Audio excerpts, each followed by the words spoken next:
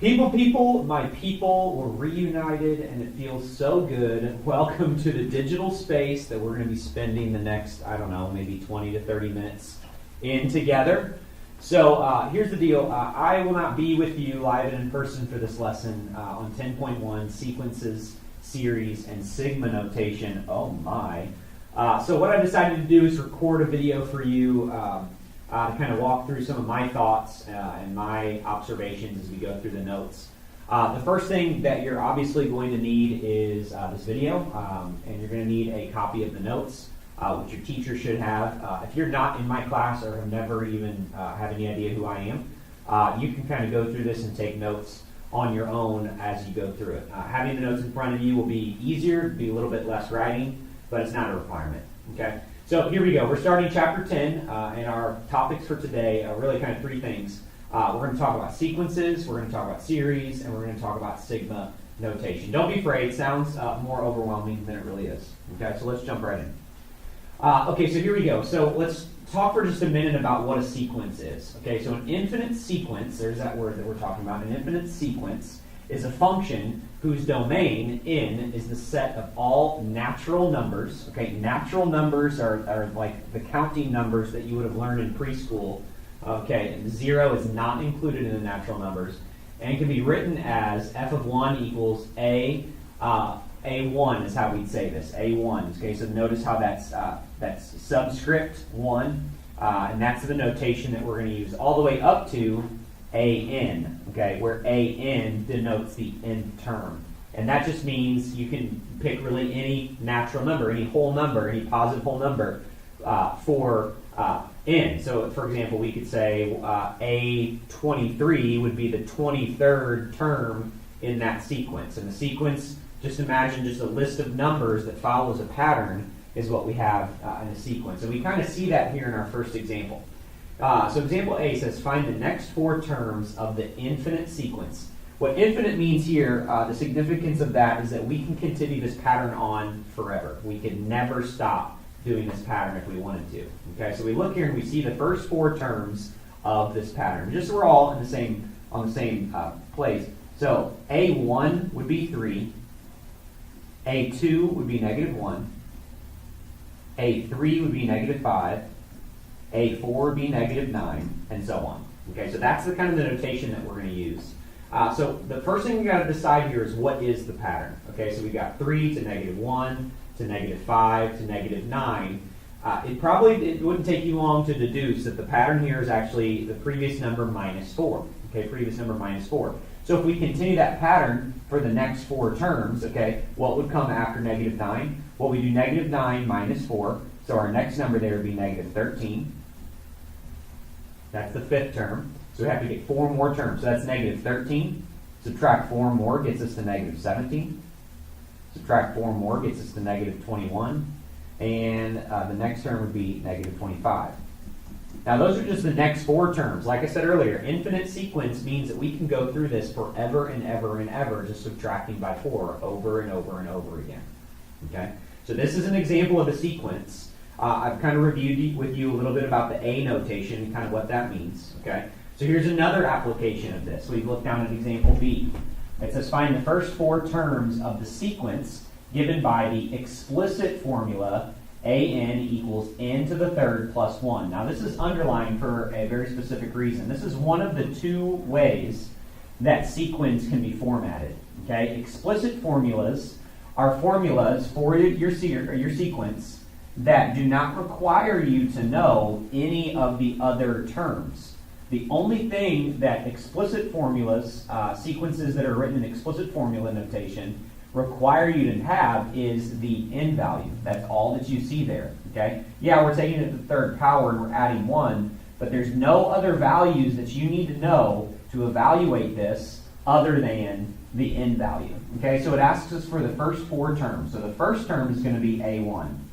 So all we do, if we're finding A1, is we simply take 1 and we plug that in for n.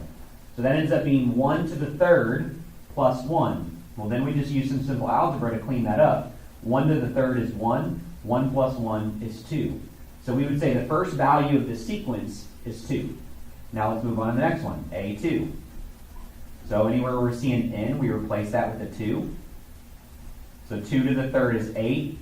8 plus 1 equals 9. So the second number in the sequence is 9. Let's keep going. A3, so the third term in the sequence, we're going to do 3 cubed plus 1. 3 cubed, 27, plus 1 is 28. And then finally, if we did the fourth term in the sequence, A4, that's going to be 4 cubed plus 1. 4 cubed, 64. 64 plus 1 gets me to 65. So the first four terms of this sequence are 2, 9, 28, and 65.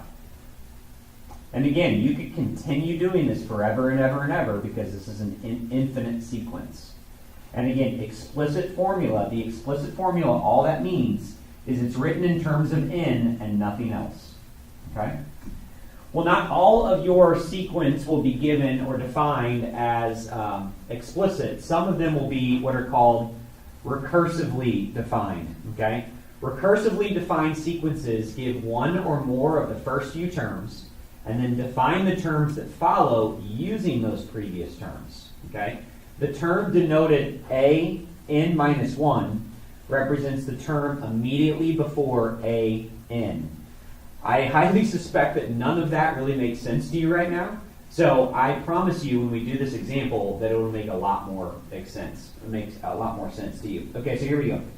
This example for recursively defined sequences. Read with me. Find the third term, that's important, the third term of the recursively defined sequence where a1 equals 3, a to the n equals 3 times a n minus 1 minus n plus 2, where n has to be greater than or equal to 2.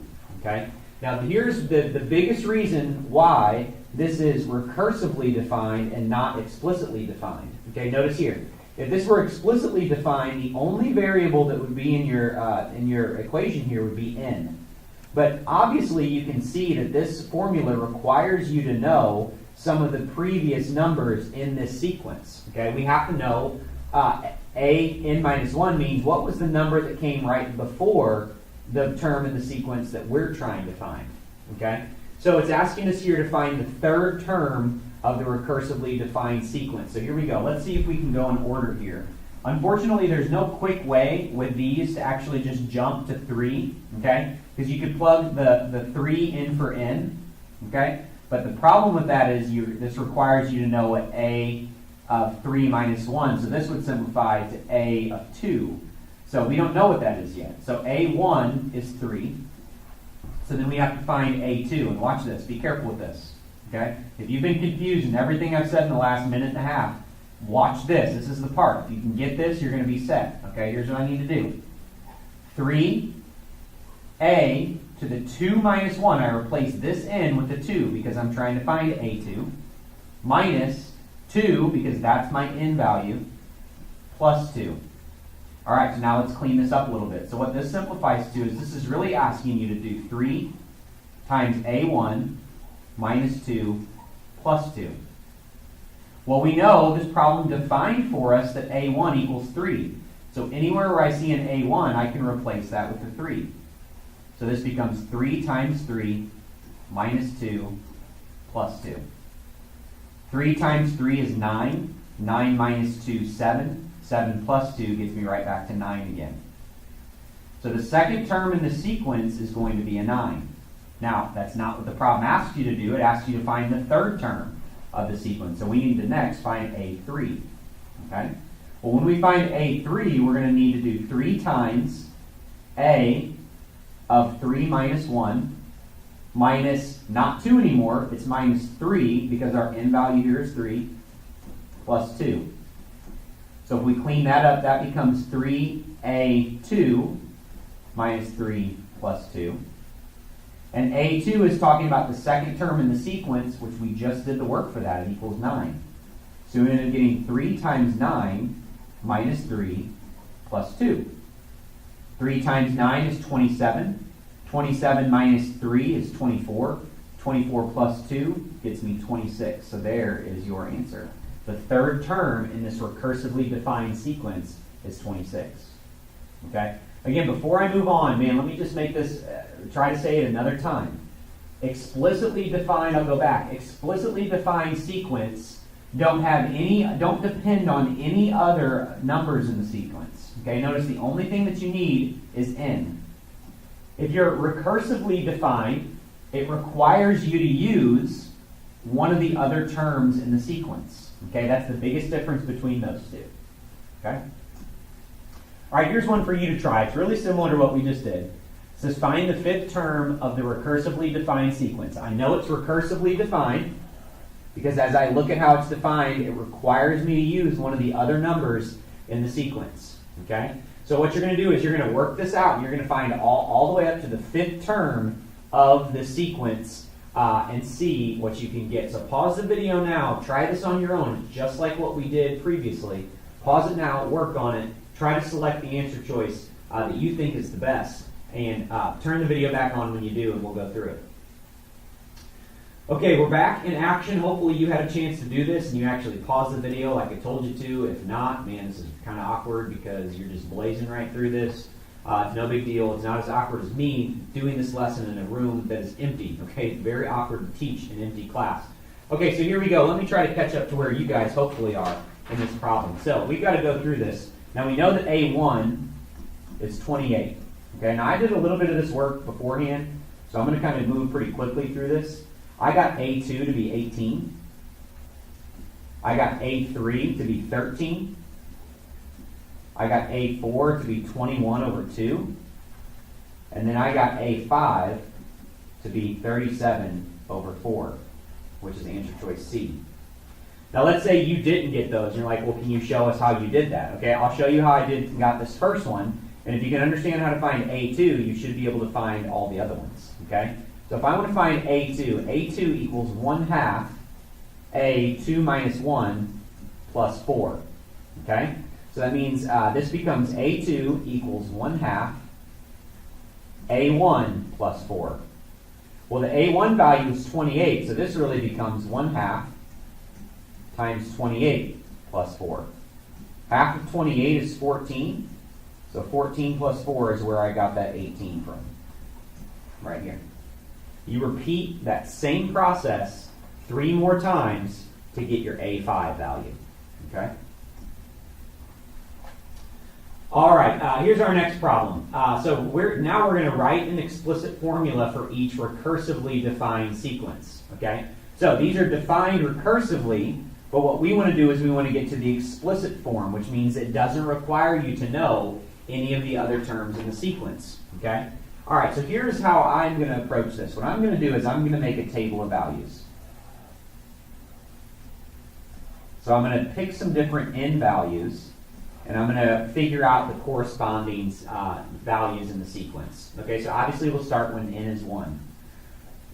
Well, we actually know this already because a1 is -6. So when n is 1, a of 1 is -6. So now let's move on. When n is 2, okay? When n is 2, this becomes a1 because it's 2 minus 1, so a1 plus 2. Basically, that's saying I take my previous value and I add 2. Okay, so -6 plus 2 becomes -4. When I plug a 3 in for n, look here, this becomes 3 minus 1, which is a2. Well, I already know what a2 equals. a2 equals -4. So if I do -4 plus 2, I get to -2. Let's just do one more. Okay, we could keep going, but I don't think we'll need to. So 4. Okay, when I plug a 4 in for n, this becomes a3, which we already found. It's -2. So -2 plus 2 gets me to 0.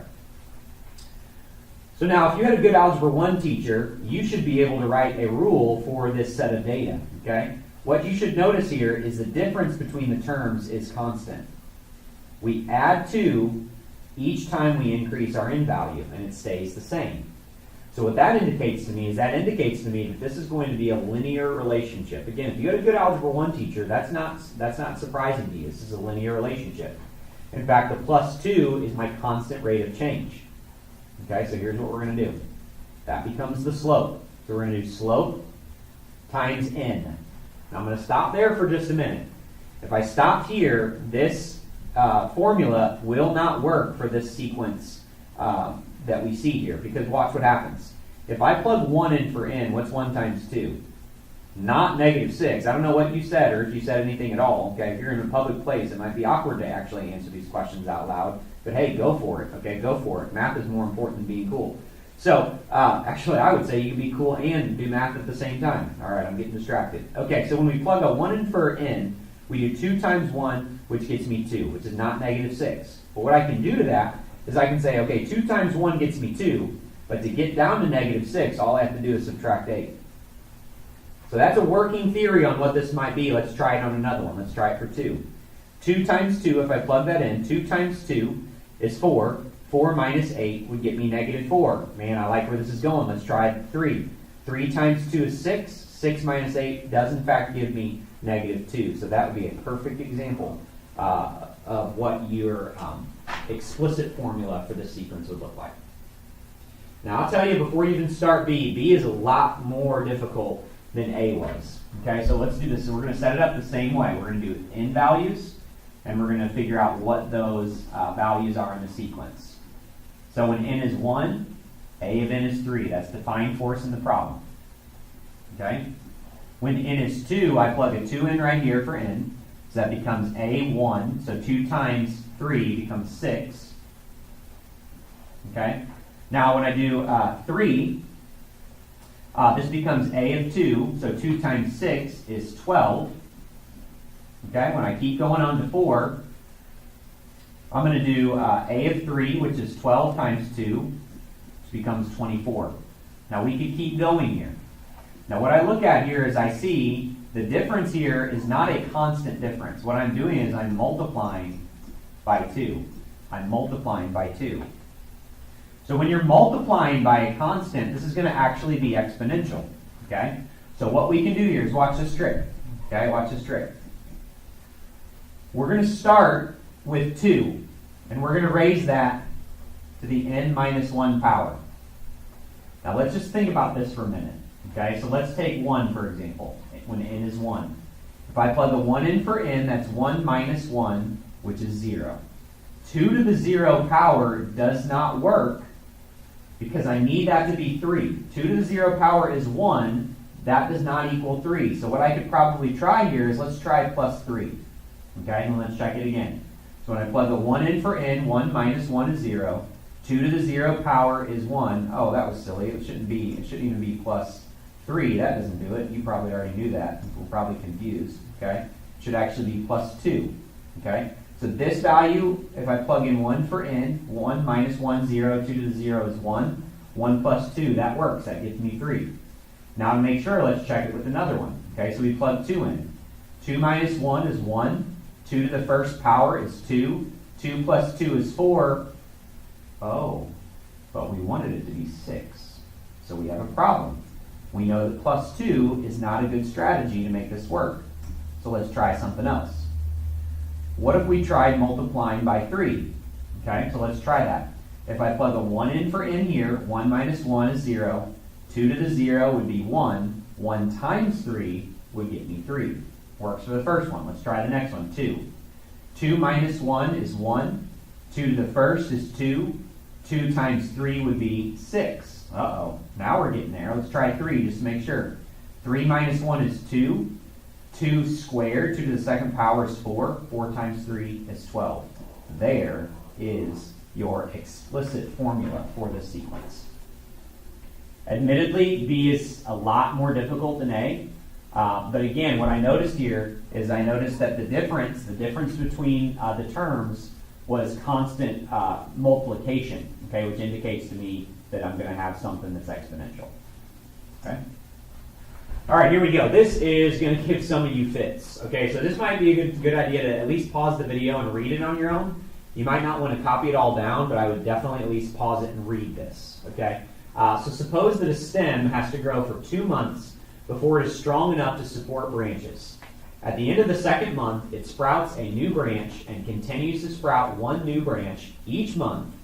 The new branches grow similarly. Okay, make a table of values that represent the scenario for the first 7 months. Okay, I had to read this a couple times to get an idea of what's happening. So read it again, okay? And what we're going to do is we're going to actually draw a picture of what's happening here, okay? So I'm going to come to a kind of a blank canvas here and draw a picture. I do not profess to be an artist, so don't hate on my tree here. It's actually maybe going to turn out nice, but who knows, okay? But here we go. So you've either read that problem a couple times on your own, or you have paused the video and actually written it down. But here we go. Here's essentially what's happening here, okay? Here's what's happening here.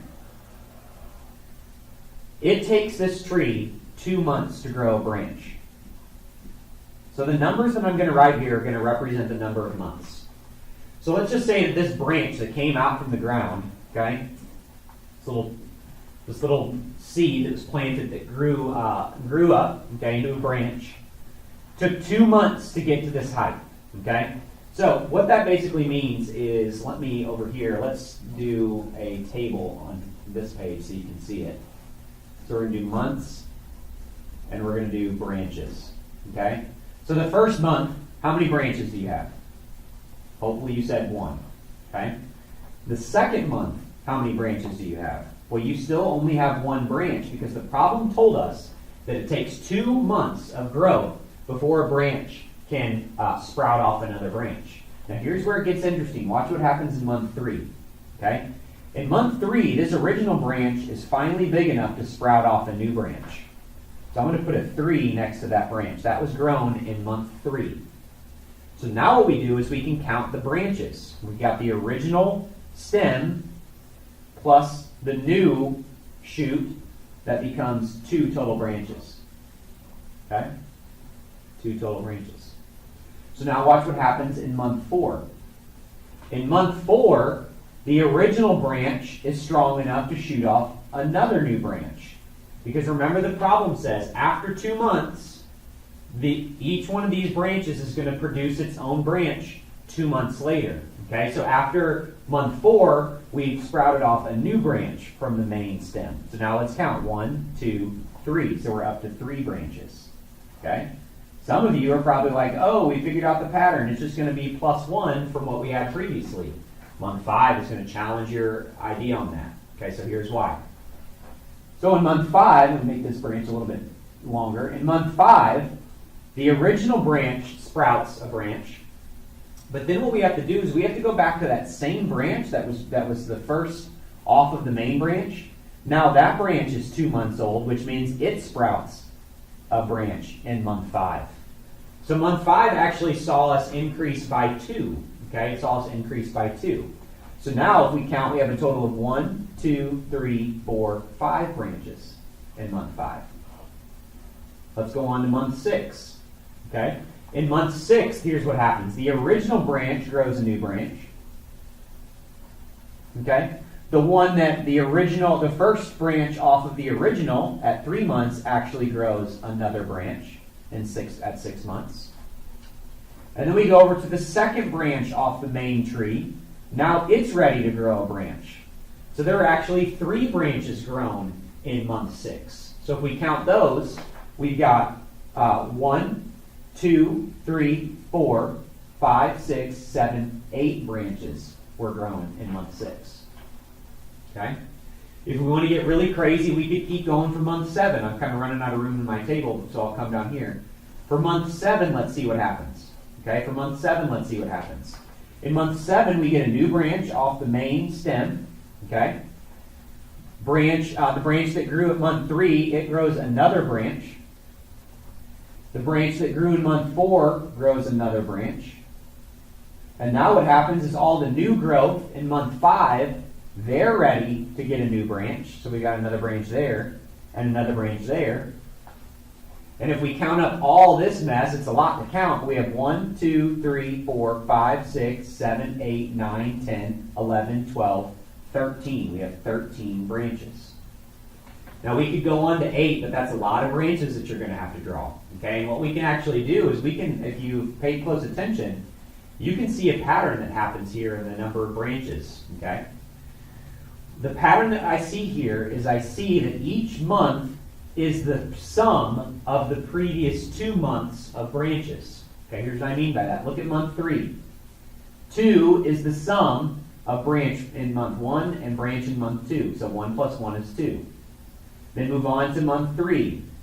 3 branches were in month 4. 3 branches are grown in month 4, which is the sum of the previous 2 years. 1 plus 2 is 3. I said years, it's months. Okay? You know what I'm saying. I'm losing my mind. Now let's look at month 5. In month 5, there were a total of 5 branches. Okay? And 5 branches is the sum of the previous 2 months. 2 plus 3 is 5. 5 plus 8 gets me 13. So then to find the pattern to predict how many branches there'll be in 8 without actually having to draw the picture is I'm going to take the previous 2 months and add them together. So 13 plus 8 will be 21 branches. Now I think what this problem asks us to do is it asks us to forecast how many branches there'd be in 10 months. So actually before we can do that, we've got to keep going in our pattern here. So the next one would be 9. So 13 plus 21 gets us to 34. And then in month 10, we have 21 plus 34, which gets me 55 branches. Okay? So basically what we just did there is we identified the pattern. So we need to formulate that. So a to the n is going to equal the sum of n minus 2, that means 2 months ago, plus a n minus 1, which is 1 month ago. That's what that formula would look like. Now some of you might need to pause that and go back and actually go to where I started drawing the tree to see how in the world we figured out those branches. It took me a couple times to draw it myself to feel comfortable with what was happening there. So don't be embarrassed to rewind this. Go back and watch it again. Okay? But again, what we're trying to get at is we were trying to get a pattern so that I didn't have to draw 55 branches. I could figure that out. And this was the rule that I was using. Okay? This is recursively defined because you cannot do this unless you know what the previous 2 months prior to the one you're trying to find, how many branches you had. Okay? Ooh, that was a good one. All right, here we go. Next concept. Okay? Convergent and divergent sequences. Okay? So there's 2 different words that we're going to use to kind of describe convergence and divergence of sequences. Okay? So let's read this. If a sequence has a limit such that the terms approach a unique number, then it is said to converge. If not, the sequence is said to diverge. So basically, what this language is talking about is if I were to draw a graph, okay, of a sequence, like this, we would say that this graph here is slowly approaching 0. So we would call this converging. Okay? Now let's say we flip that around and we drew a graph that looks something like this. Okay? We would say, you actually can't be over here because the only n values we're allowed to use are positive, so we're going to be on the first axis, or I'm sorry, the positive x-axis. So what's actually happening here is as we increase our n values, this continues to grow and grow and grow. This does not approach any finite number, any actual number. So we would say this is divergent. Okay, so let's actually look at an example and identify this. A lot of the work has already been done for you here. Here is the formula that you're using, okay? And we actually gave you the graph of the first several points, okay? So when n is 1, we start up here, and then it comes down this way, and it kind of oscillates, and as the oscillations get closer and closer and closer to 0. So as n is increasing, as I'm going this way, okay, it looks very much like this sequence is approaching 0. So we would say, yes, this does converge. It is convergent.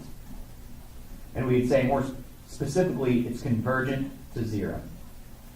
It's convergent to 0. Okay? Let's try another one.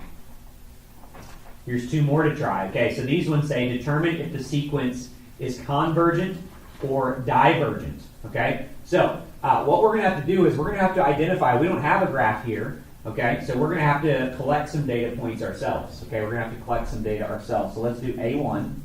A1, if I do negative 2 to the first power, that's negative 2. So negative 2 divided by 2 is going to be negative 1. Let's do A2. So negative 2 squared gets me 4. 4 divided by 2 gets me 2. Okay. A3, okay, negative 2 to the third is negative 8. Negative 8 divided by 2 is negative 4. Let's do A4. Negative 2 to the fourth is positive 16. 16 divided by 2 is 8. Notice how we're alternating positive and negative, and every time we do this, those numbers are getting farther and farther apart.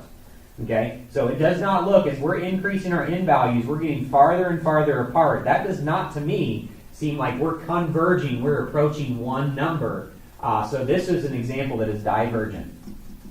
You are not approaching one single number. You're shooting off in two opposite directions. As we're increasing our n value, these numbers get farther and farther apart in the sequence. Okay? So C, determine if the sequence here is convergent or divergent. So again, we're going to find a few values. So we'll do A1. So what we're doing is just plugging one in for n, okay? And we're going to get some values here. So we've got, lost myself in my notes. Okay, there we are. Okay, so 0.1 to the first power is 0.1 times 1 is 0.1, all divided by 2 times 1 is 1, 1 minus 1, 1. So that's 0.1. Okay? So now this is going to be kind of hard to do, but let's see if we can do it. So 0.1 to the second power is going to be 0.001, okay? Times 2 is 0.002, divided by 3 is going to be something that gets me even smaller than that, okay?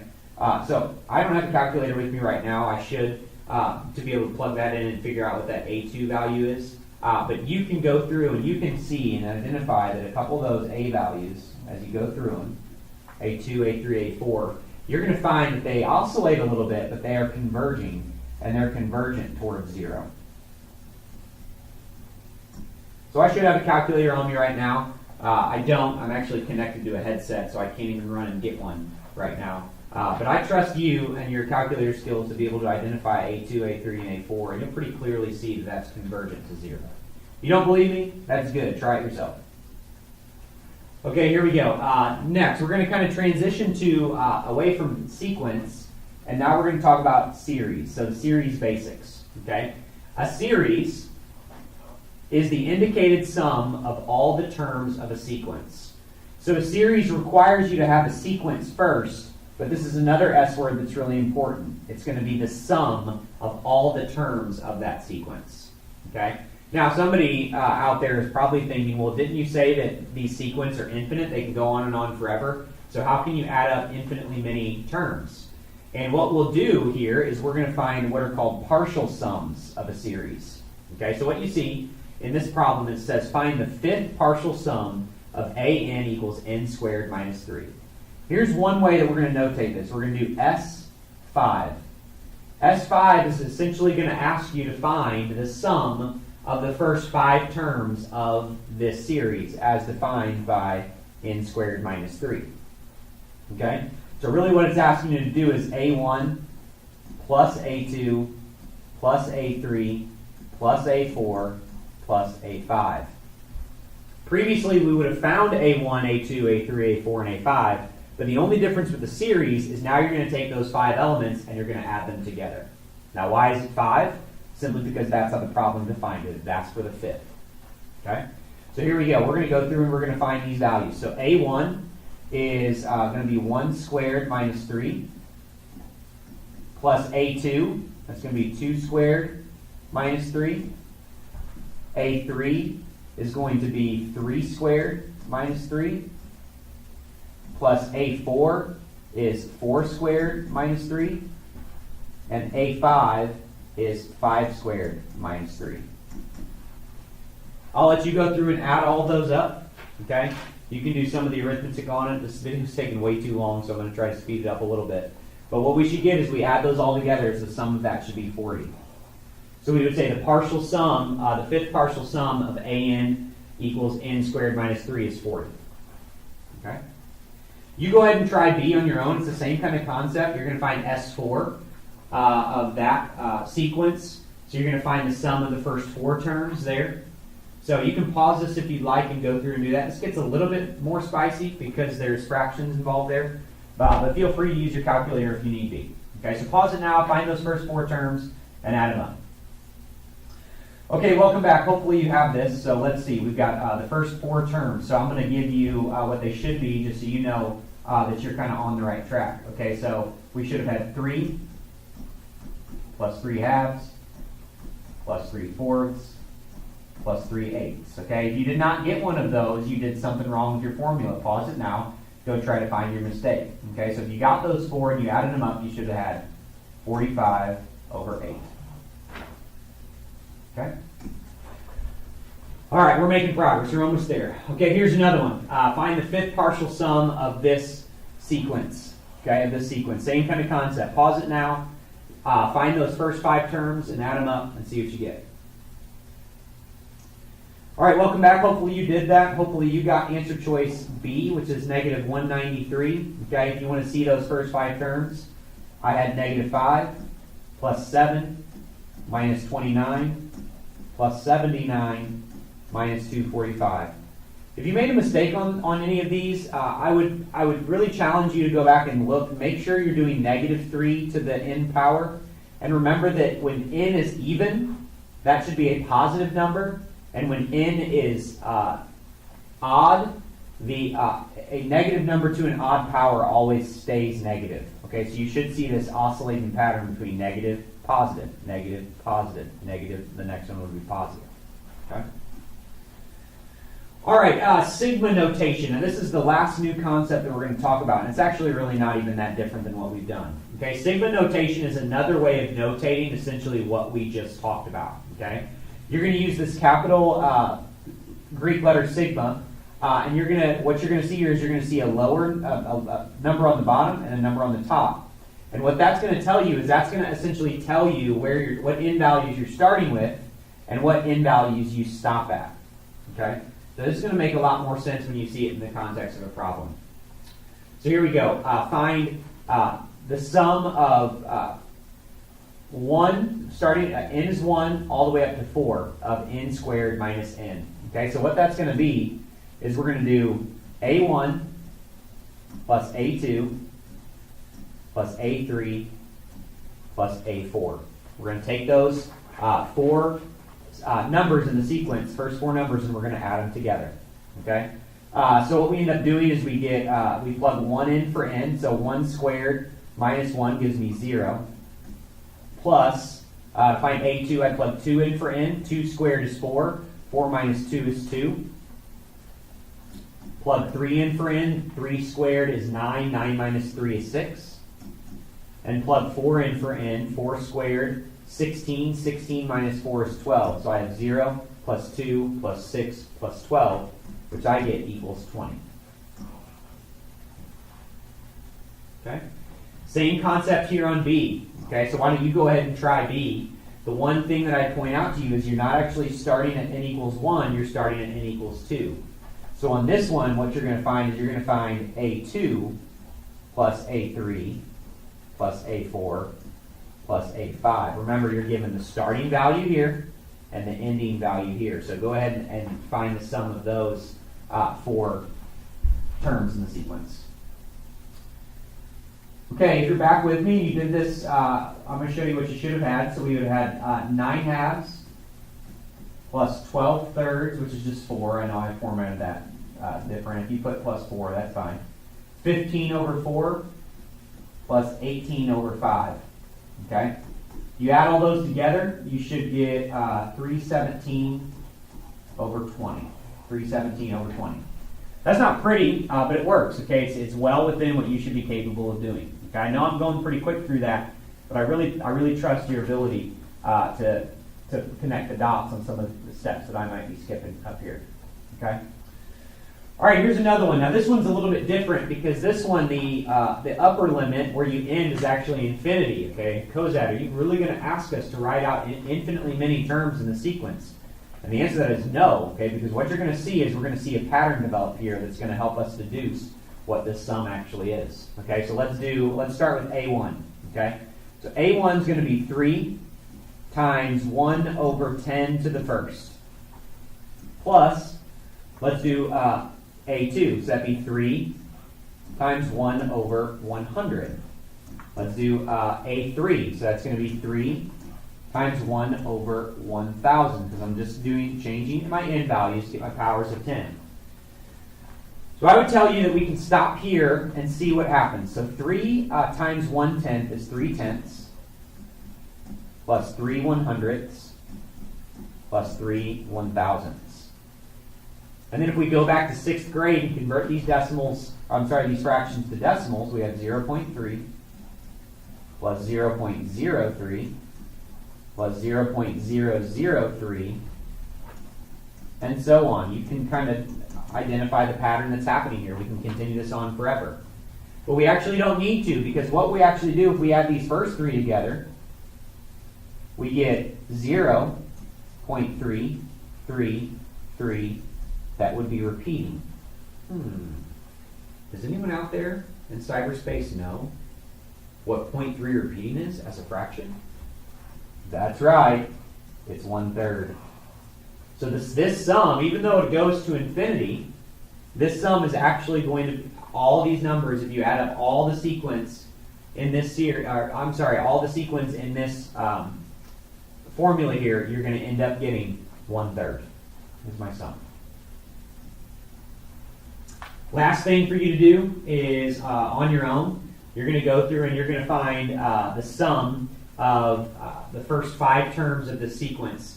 We're really not bad. So pause it now, plug and chug, add away, see what you get, and come back and see me.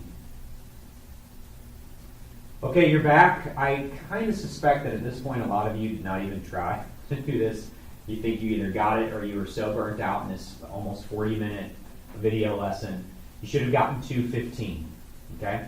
So there it is, ladies and gentlemen. That's what I've got for you for 10-1. I know it was long, I know it was boring, but I do not think that any of the math that I've asked you to do here is too difficult. Okay? Come and see me if you have any help. It was a pleasure. Talk to you later.